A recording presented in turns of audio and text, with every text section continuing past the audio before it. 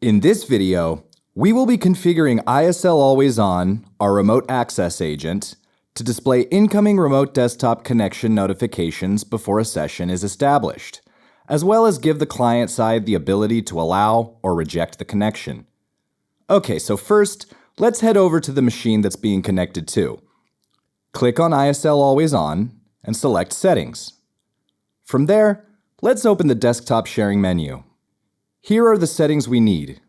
The first one, Show Notification of Incoming Connection, will configure ISL Always On to display a pop-up for a determined number of seconds before a remote desktop is established, as opposed to ISL Always On's default state, which just launches the connection when initiated.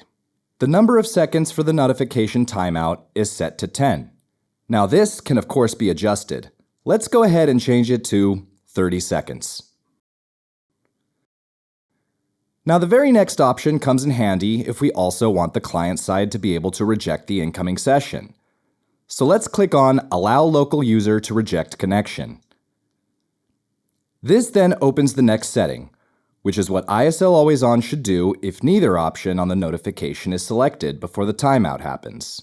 Clicking on Allow will ensure that if the local user doesn't click on Allow or Reject, perhaps due to being away, ISL Always On allows the connection once the timer runs out.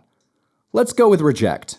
That way, no session starts once the seconds are up. The very last option we can see here will skip the notification and allow the remote desktop session to be established, provided that the remote user account is locked or signed out. Okay, so we have our settings. Let's just go ahead and save them and connect to this machine. Okay, so here we are on the operator side. Let's connect to this computer as we normally would by clicking on the computer in question and entering its password. As we can see here, we now get a message saying that ISL Lite is waiting for the remote side to grant the connection. Meanwhile, on the client side, a notification appears saying that a remote user would like to connect to the machine.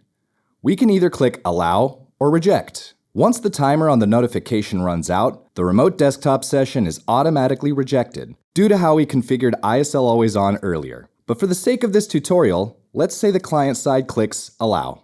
On the operator end, the session will open and start a remote desktop session. Now let's say the client side screen is locked. On the operator side, we will be able to click on the computer, enter its password, and connect as we usually would by default, due to having checked Skip the notification and allow connection when no local user is logged in earlier. We hope you found this video useful. Please get in touch with us if you require any further assistance. You can do that by clicking on the live chat button on our website or by sending us an email at support@islonline.com.